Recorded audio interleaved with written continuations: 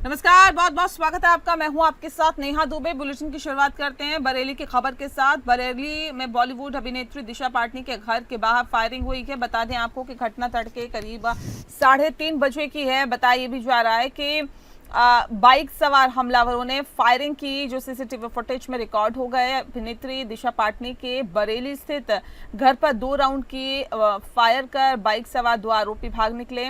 मामले में रोहित गोदारा गोल्डी बरार के ट्वीट से सनसनी फैली है, जिसमें उसने फायरिंग की जिम्मेदारी ली है। बता दें कि घटना के दौरान दिशा पाटनी के रिटायर्ड सीओ पिता और रिटायर्ड मेजर बहन समेत 3 लोग घर के अंदर सो रहे थे। एसएसपी ने इस मामले में एसपी सिटी के नेतृत्व में 5 टीम गठित की है और एसएसपी अनुराग आर्य ने बताया कि शुक्रवार तड़के 4 बजे पुलिस लाइन परिसर से सटे इलाके में रहने वाले रिटायर्ड सीओ जगदीश चंद्र पाटनी की ओर से मिले पुलिस को सूचना मिली कि उनके दरवाजे पर फायर करके कुछ लोग भागे हैं। पुलिस तब पहुंची तो देखा कि घर की दीवार में फायर लगी हुई थी और ऐसे में बता दें कि एसएसपी ने खुद परिवार से मिलकर जानकारी जुटाई है और सुरक्षा का आश्वासन भी दिया है।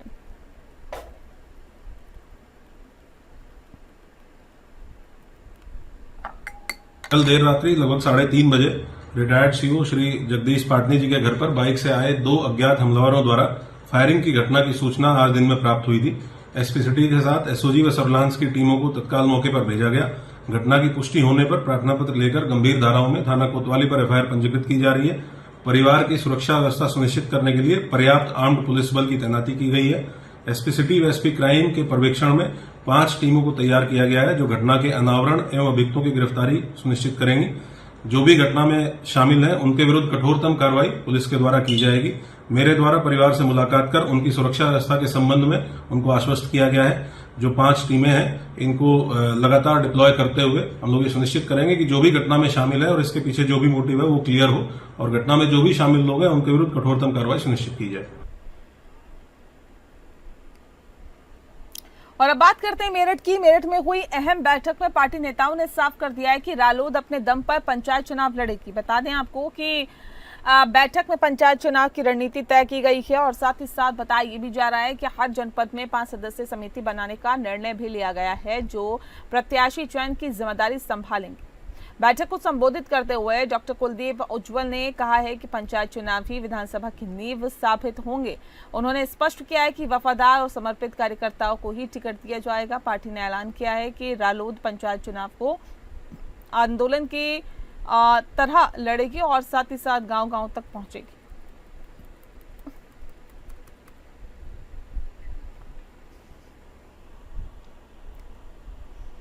यूपी के शाहजहांपुर जिले में सोशल मीडिया पर धर्म विशेष के खिलाफ की गई आपत्तिजनक टिप्पणी के बाद माहौल तनावपूर्ण हो गया है। मुस्लिम समुदाय के खिलाफ आपत्तिजनक टिप्पणी पोस्ट किए जाने के तुरंत बाद सदर बाजार थाना पुलिस ने मामला दर्ज कर आरोपी युवक को गिरफ्तार कर लिया है। इसके बावजूद हजारों की संख्या में मुस्लिम समुदाय के युवक पुलिस थाने के सामने एकत्र हो गए और थाने का घेराव कर प्रदर्शन करने लगे। धीरे धीरे प्रदर्शनकारियों ने पथराव भी शुरू कर दिया, जिससे कि पुलिस को स्थिति को नियंत्रण करने के लिए लाठीचार्ज करना पड़ा।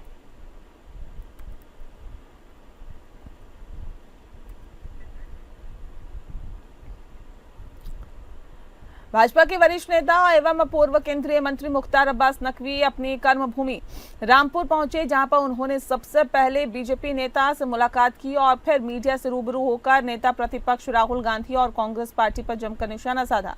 पूर्व केंद्रीय मंत्री मुख्तार अब्बास नकवी ने रामपुर के सिविल लाइंस स्थित पीडब्ल्यूडी गेस्ट हाउस में मीडिया से मुखातिब होकर लोकसभा में नेता प्रतिपक्ष राहुल गांधी और कांग्रेस के द्वारा वोट चोर जैसे नारों के साथ ही उठाए जा रहे मुद्दे के साथ ही जबरदस्त पलटवार करते हुए जमकर निशाना साधा। नकवी ने राहुल गांधी और कांग्रेस को जमकर खरी खोटी सुना डाली और यही नहीं, वह नेपाल जैसी घटना पर भारत से तुलना करने के मुद्दे पर भी विपक्षियों पर जमकर बरसे।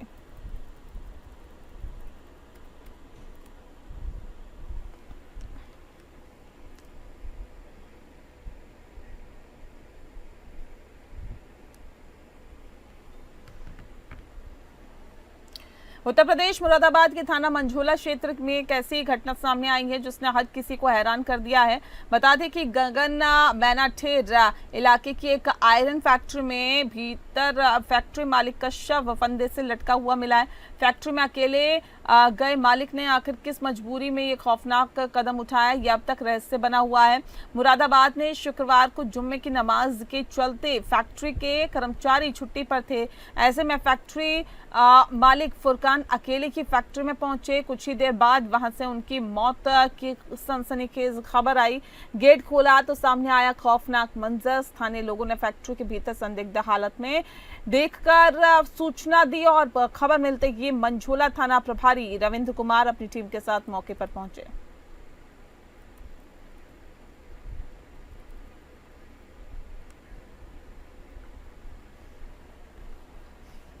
बहराइच के मेडिकल कॉलेज में गुरुवार को एक छात्र ने आत्महत्या करने का प्रयास किया है, जिसके बाद छात्रों में भयंकर रोष देखने को मिला है। गुस्साए छात्र छात्राओं ने कई घंटे मेडिकल कॉलेज के गेट के बाहर धरना प्रदर्शन किया और प्रिंसिपल के इस्तीफे की मांग भी की है। उसको लेकर डटे रहे और बता दें आपको कि जब वहां कोई बात नहीं बनी तब सभी छात्र और छात्राएं डीएम आवास पहुंच गए। वहां पर भी भारी पुलिस बल की तैनाती कर दी गई है और इसके बाद घंटों प्रदर्शन चलता रहा। बताया भी जा रहा है कि छात्रा पर नर्सिंग प्रिंसिपल ने 5,000 का जुर्माना लगाया था और साथ ही 1 हफ्ते के लिए कॉलेज से प्रतिबंधित कर दिया था। इस कार्रवाई से मानसिक रूप से आहत होकर छात्र ने ये कदम उठाया। साथियों ने गेट तोड़कर बाहर निकाला और तुरंत मेडिकल कॉलेज के ही आपातकालीन वार्ड में भर्ती कराया गया। डॉक्टर की टीम ने छात्र की हालत को देखते हुए कहा है कि छात्र अब खतरे से बाहर है।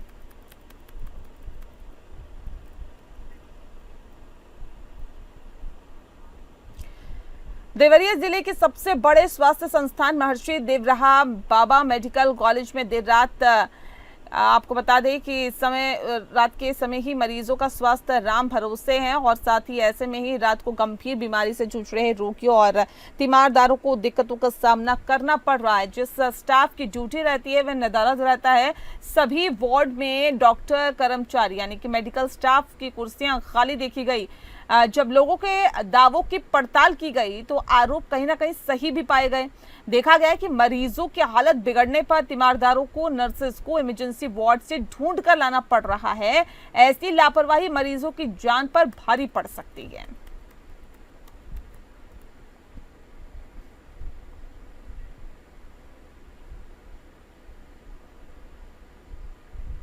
वहीं हमीरपुर जिले के मोदहा कस्बे में बाइक सवार 5 युवकों ने HDFC बैंक के निकट एक बाइक मिस्त्री को दुकान में हॉकियों से पीटा और बाद में तमंचे से गोली मार दी। गोली मिस्त्री के कंधे में लगी। हमलावर सभी युवक मौके से फरार हो गए, लेकिन युवक को गोली लगने से स्थानीय लोगों में हड़कंप मच गया। घटना की जानकारी होने के बाद मौके पर पहुंची पुलिस घायल युवक को अस्पताल पहुंचाया। मोदहा थाना क्षेत्र के मोहल्ला रागोल में आतिश HDFC बैंक के नजदीक की दुकान में बाइक मैकेनिक का काम किया करता है। शाम करीब 6:30 बजे बाइकों पर सवार होकर युवकों ने हॉकी और तमंचे से लैस होकर दुकान पर हमला बोल दिया, जिसमें पहले आतिश को हॉकी से पीटा हुआ देखा गया। साथ ही साथ सड़क पर घसीट कर ले गए, तमंचे से गोली मार दी और गोली आतिश के कंधे में लग गई, जिससे कि आतिश सड़क पर गिर गया। घटना की सूचना मिलते ही पुलिस मौके पर पहुंची। घायल मिस्त्री को कस्बे की CSC में पहुंचाया गया। डॉक्टर ने आतिश की हालत गंभीर देखते हुए उसे कानपुर रेफर कर दिया।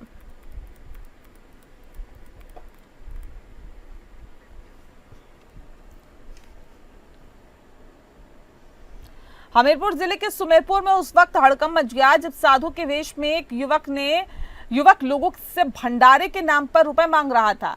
इसी दौरान पास में खेल रहे 10 वर्षीय रिशु को युवक ने रुपए और टॉफी का लालच देकर अपने साथ जाने का प्रयास भी करवाया गया। साथ ही बता दें कि स्थानीय लोगों ने साधु की जो पिटाई है वो बच्चा चोरी के आरोप में कर दी है। साथ ही मोहल्ले में मौजूद लोगों ने साधु वेश में जिस तरह से साधु वेश में पीट रहे युवक का वीडियो बनाकर वायरल किया है, बाद में पुलिस के हवाले भी कर दिया।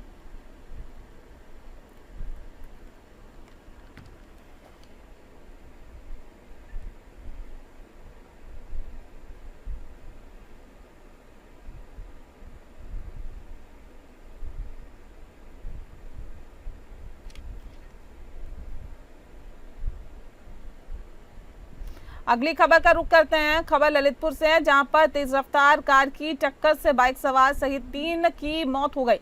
महरौनी रोड पर सिलावन के बाजार से खरीदारी करके अपने घर जा रहे थे कि तेज रफ्तार कार ने टक्कर मार दी, जिससे बाइक सवार 3 लोगों की मौत हो गई। मृत्यु से 2 आपस में चचेरे भाई थे।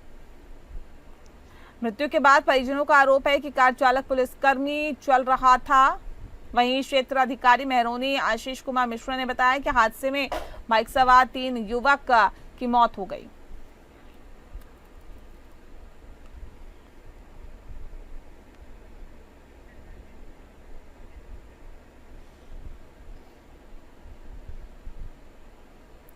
और अब खबर मैनपुरी से है, जहां पर शहर कोतवाली क्षेत्र के राधा रमन रोड पर युवक और उसके दोस्त पर हमला हो गया है। घटना जो है ये सीसीटीवी वीडियो इसका वायरल हो रहा है। बता दें कि युवक के साथ गाली गलौज कर लाठी डंडों से मारपीट की गई, जिससे वह घायल हो गया। उसके दोस्त प्रियांक चौहान पुत्र कृष्णदेव चौहान ने उसे बचा लिया। उसे भी जान से मारने की धमकी दी गई। पुलिस ने तहरीर पर उपरोक्त आरोपियों के खिलाफ मारपीट का मुकदमा दर्ज कर लिया है। पुलिस आरोपियों की तलाश में जुट गई है।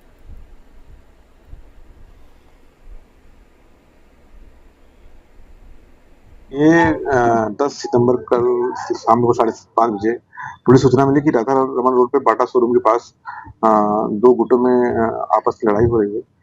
तत्काल पुलिस मौके पहुंची, वहां पे फुटेज देखी गई और जो वादी पक्ष अंशु यादव है उनसे बात की गई, तो ये मालूम पड़ा कि अंशु यादव सन ऑफ महेंद्र यादव जो खरगीत नगर के रहने वाले हैं, वो राधा रमन रोड पे बाटा शोरूम के पास खड़े हुए थे। तभी आदित्य यादव, ऋषभ यादव और राहुल जो कोतवाली क्षेत्र के ही रहने वाले हैं, वहां पे जाके उनसे अपशब्द बोला और उनके साथ मारपीट की।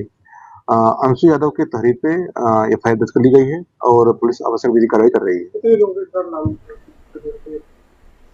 वहीं मुरादाबाद के कटघा थाना क्षेत्र में फर्जी डिग्री और फर्जी मान्यता पत्र के सहारे छात्रों से करोड़ों रुपए की ठगी का मामला उजागर हुआ है। हरदोई निवासी अमरिंद्र शर्मा की तहरीर पर पुलिस ने 2 आरोपियों के खिलाफ मुकदमा दर्ज कर जांच शुरू कर दी है।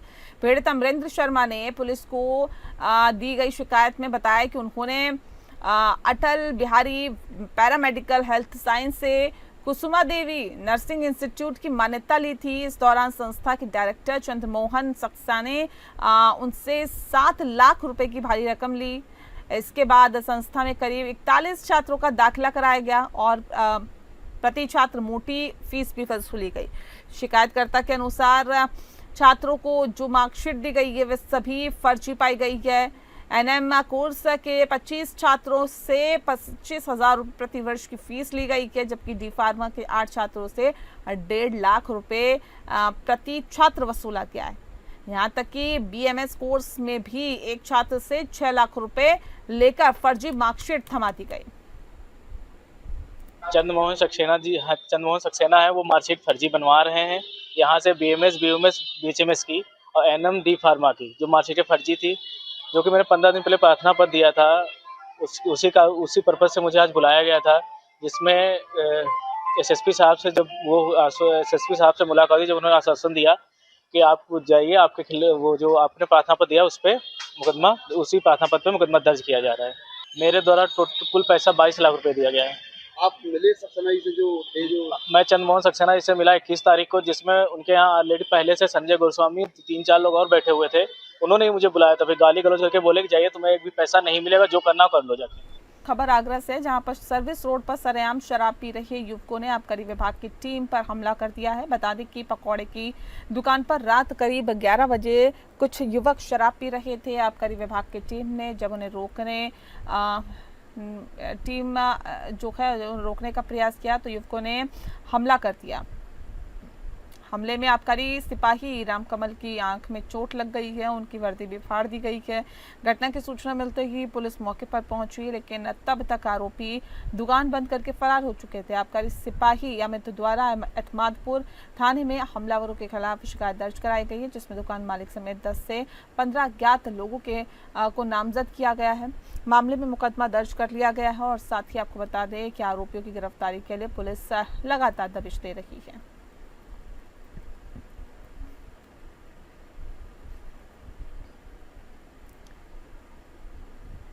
खबर चंदौली से है, जहां पर जमीन दिलाने के नाम पर 2 लोगों से लाखों रुपए की ठगी का मामला सामने आया है। आरोपियों ने पीड़िता से जो है करीब 50 लाख रुपए वसूलने के बाद भी रजिस्ट्री करने से इनकार कर दिया। मामले में पीड़ितों ने पुलिस अधीक्षक से कार्रवाई की मांग की है। पीड़ित फराज सिद्दीकी और राजू विश्वकर्मा ने पुलिस को तहरीर देकर बताया है कि आरोपी शिव कुमार यादव और सुरेश चंद्र ने उन्हें सस्ती दर पर जमीन दिलाने का झांसा दिया। भरोसा दिलाने के बाद दोनों पीड़ितों से किश्तों में रकम मंगाई गई। फराज सिद्दीकी से 40 लाख रुपए और साथ ही राजू विश्वकर्मा से 10 लाख रुपए आरोपियों के बैंक खातों में जून से अगस्त 2025 के बीच जमा कराए गए।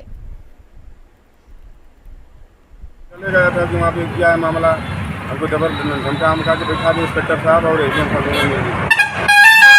अपने घर में फोन पे उसी मतलब थाने से सिपाही के माध्यम से घर से कि घर पे पता के हम बोल दीजिए कि हम बंद हैं इस मामले में ज़मीन के विवाद में। तो घर से हमारे दूसरे दिन आए लोग, हमारे परिवार लोग, भाई लोग, रिश्तेदार लोग आए।